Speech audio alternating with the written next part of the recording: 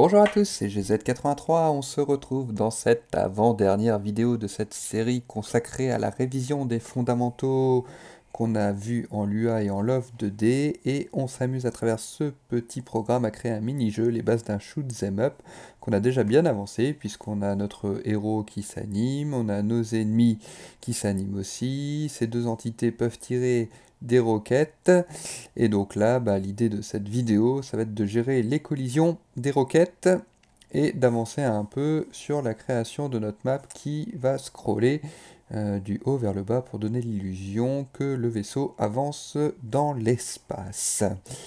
Et avant de retourner directement sur le code, je voulais juste faire un petit focus sur le déplacement d'origine de l'image, puisqu'on en parle pas mal depuis le début de ce programme.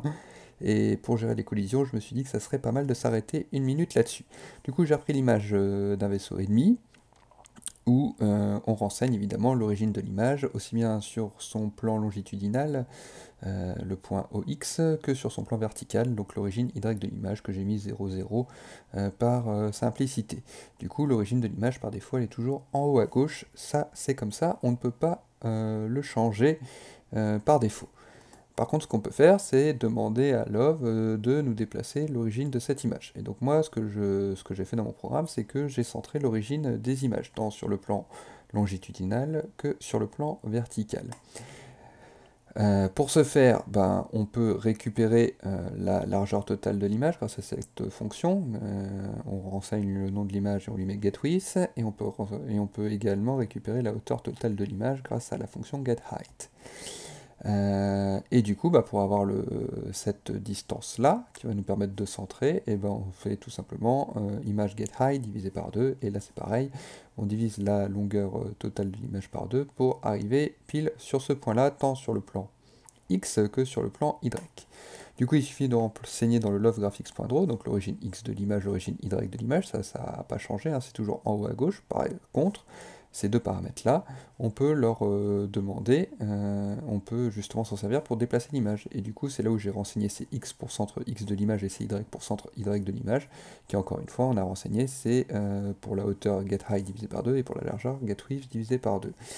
Et donc quand on fait ça, qu'est-ce qui se passe? Et du coup, l'origine de l'image, elle n'est plus là, elle est là, sauf que l'origine X et l'origine Y, c'est toujours 0, 0, hein, ça n'a pas changé, on n'y a pas touché, et donc en fait, c'est pas vraiment l'origine qui se place là, mais c'est l'image qui va se déplacer sur ce point d'origine.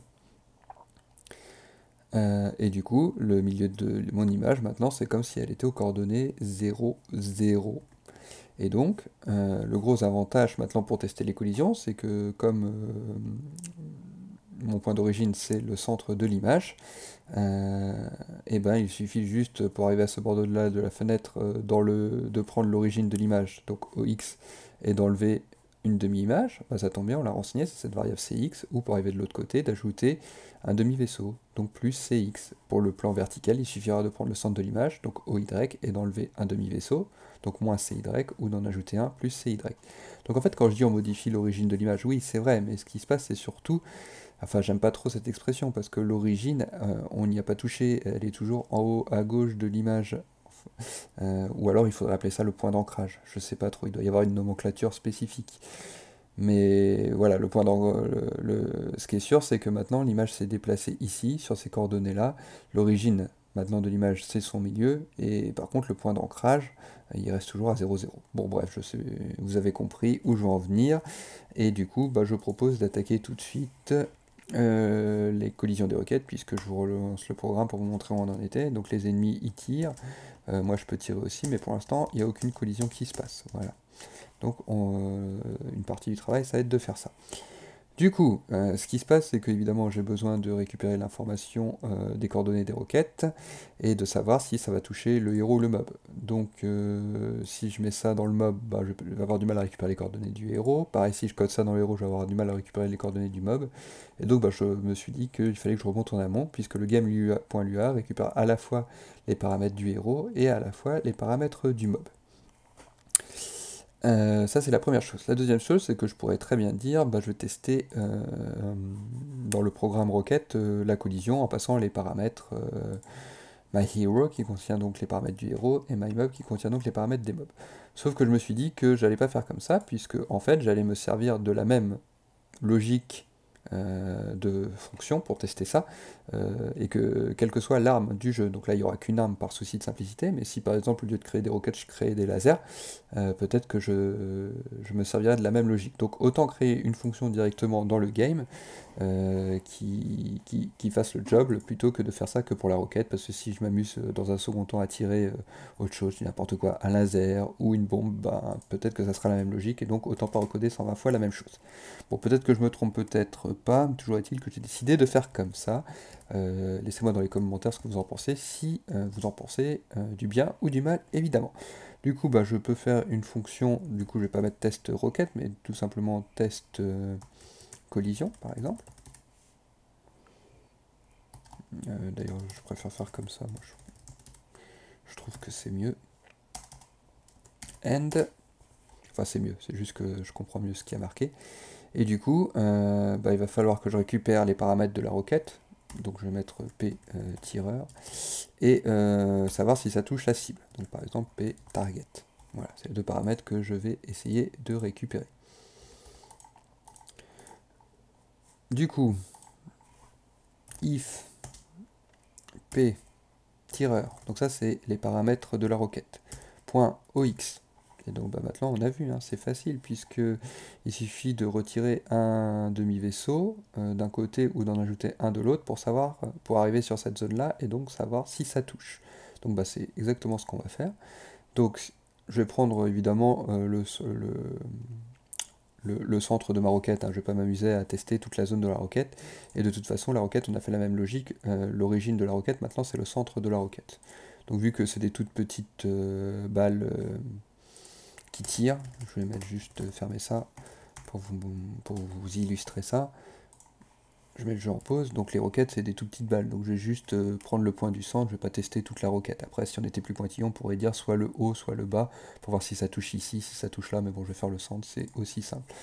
Donc si la roquette de la roquette est supérieure à quoi? Bah, si la roquette elle passe cette ligne là, donc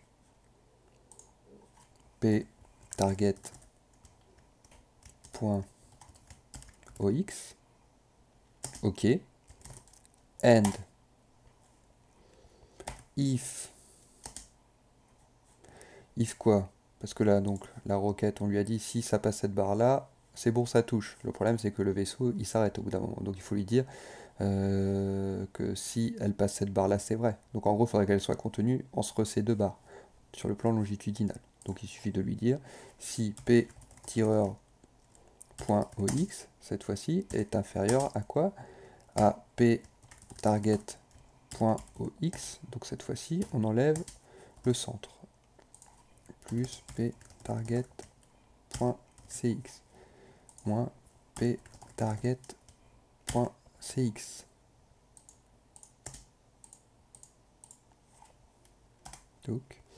Donc on est d'accord, si la requête sur son plan X est supérieure à quoi? À l'origine de la requête, ici, moins Cx. Donc là d'ailleurs c'est moins. Ça permet de vérifier que je fais pas de bêtises. Par contre, si il est inférieur à quoi? À ce point-là, plus Cx. D'accord. Ce point-là plus Cx, c'est donc ce point-là. Donc là, elle se retrouve bloquée entre ces deux barres. Et bien, ça ne suffit pas. Maintenant, il faut faire la même chose pour, vous l'aurez compris, le plan vertical. Donc ça, c'est le gros avantage d'avoir modifié l'origine de l'image et de l'avoir centré, parce que maintenant, en fait, bon là, je prends beaucoup de temps pour expliquer, parce que moi, j'ai mis du temps à bien comprendre cette modification d'origine, mais une fois qu'on a compris, c'est hyper simple, puisqu'il suffit d'enlever un demi-vaisseau ou d'en rajouter un sur n'importe quel plan pour tester les collisions, et comme ça, c'est super facile. Et du coup, ça va marcher pour tous les objets. If, donc P tireur, donc cette fois-ci, c'est point OY est supérieur au bord supérieur de mon vaisseau. Donc cette ligne-là c'est quoi? Bah, c'est le centre du vaisseau moins un demi-vaisseau. Donc P target.oy, donc le centre vertical du vaisseau, et j'enlève un demi-vaisseau, P target.cy and if p-point oy inférieur à quoi? L'origine y du vaisseau plus un demi-vaisseau. P target.oy plus p target.cy. Donc là voilà, zen quoi? Et ben zen, on va dire que le test est vrai. Du coup, on va créer une variable locale test, et on va mettre, qui est donc par défaut fausse. Et donc là, on va mettre que si ça c'est vrai, test égale true. Voilà, voilà. Je sais pas trop comment faire pour que ça soit joli. C'est pas très beau.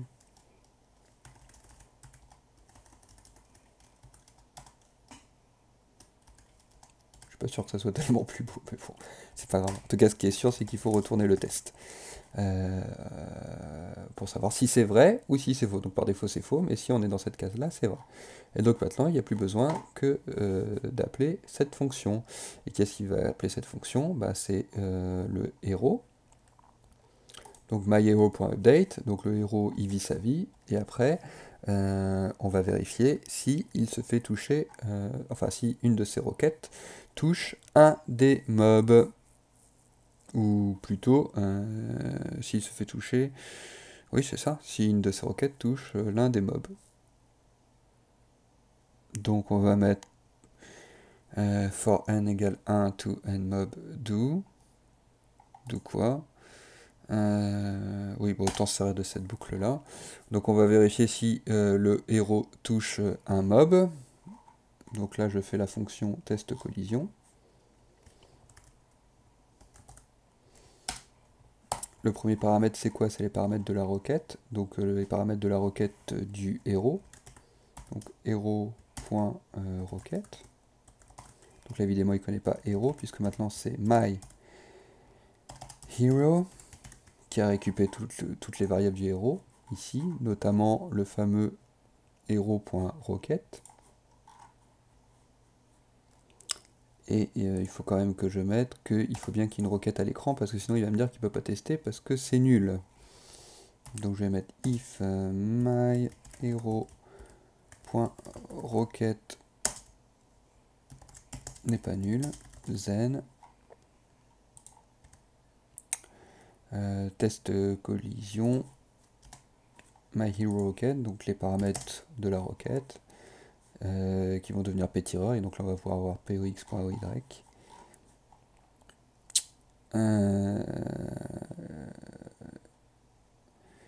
Zen et myHeroRocket, et donc le mob de n, et donc là encore une fois c'est myMob qui récupère le mob, donc la même logique, et donc myMob.ox, myMob.oy, ça va passer. Le n, on le passait déjà dans cette boucle là, donc ça va marcher aussi, et on retourne l'information, donc là il faut mettre que if test collision myHero.rocket égale true, donc si c'est vrai, zen, il va falloir fermer cette boucle là,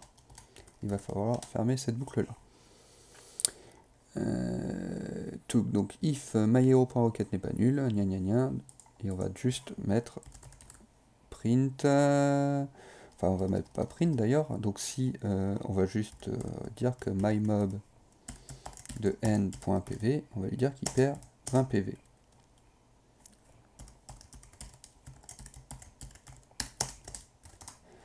En espérant que ça marche. Allez, go, on teste. Alors, qu'est-ce qui se passe? Samolnia if. Oui, je fais les mêmes conneries à chaque fois, je sais pas pourquoi. Aujourd'hui, ça veut pas.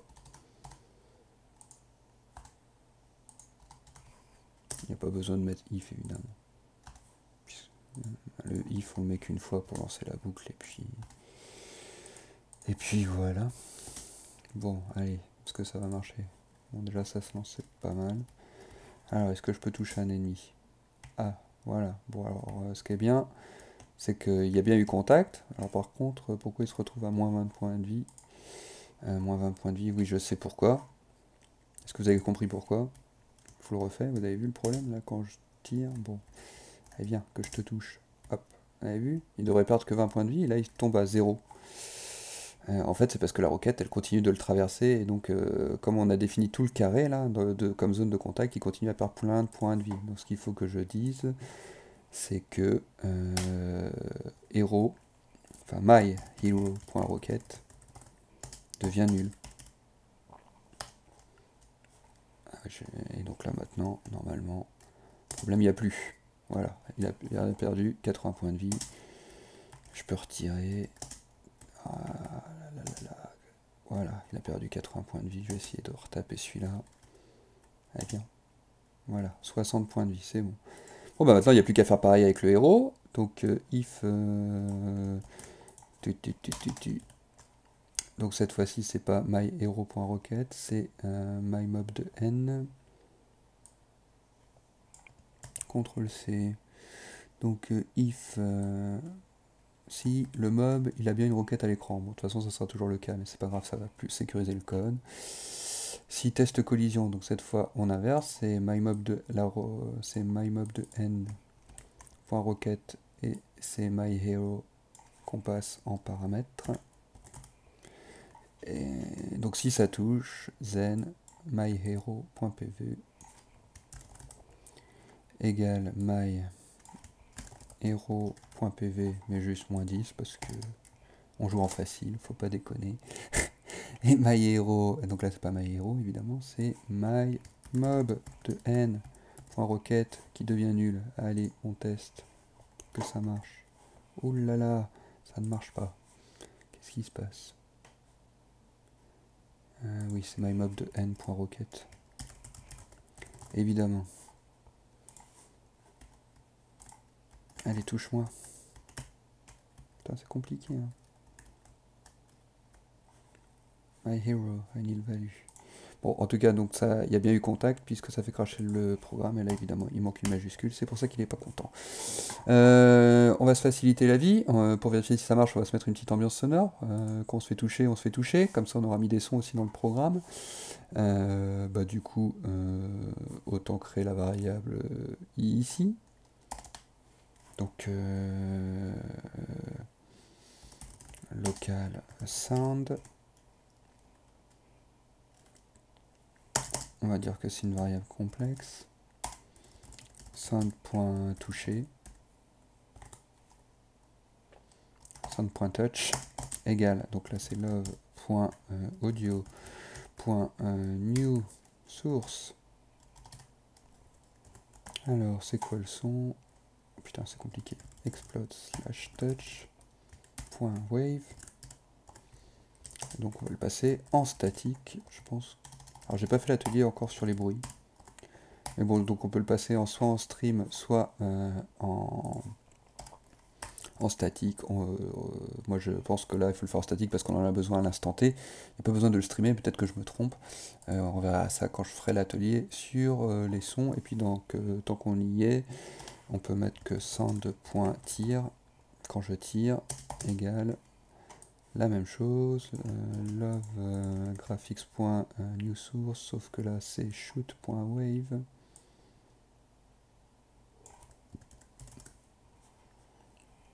Et il est en statique. Et le problème que je vais avoir, c'est qu'en fait, je veux pas faire le shoot quand les ennemis tirent. Sinon, ça va être insupportable, mais juste quand mon héros tire. Et évidemment, comme le héros il est dans un autre sous-programme, il va pas connaître la variable. Donc, il faudrait que je la passe comme paramètre dans la fonction. Donc, ça me saoule. Donc, on va la mettre comme variable globale à tout le programme. De toute façon, les sons, ils vont pas changer dans tout ce programme. Ouais, c'est sans doute pas clean, mais bon, c'est pas grave, on s'en contentera. Du coup, le héros quand il tire, alors c'est où qu'il tire? C'est quand il appuie sur space. Voilà. Then, on va jouer son petit son. Donc c'est comment ça s'appelle? C'est sound.tire. Comment on l'avait appelé? Je sais déjà plus. Ouais, c'est ça, sound.tire. 2.play. Voilà, on appelle cette fonction, ça va marcher. Normalement, ça devrait marcher. Et donc si on se fait toucher, donc là c'est sound.touch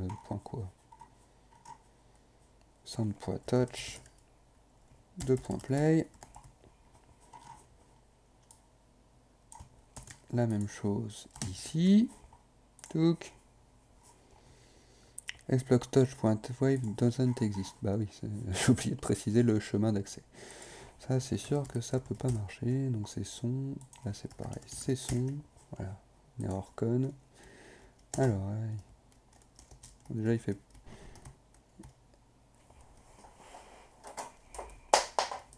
Il tire, il fait du son. Je débranche mes écouteurs. C'est pour ça que j'avais pas de son. Allez. Putain. Il va pas me toucher. Ah, il y a un problème. Pourquoi il me touche pas?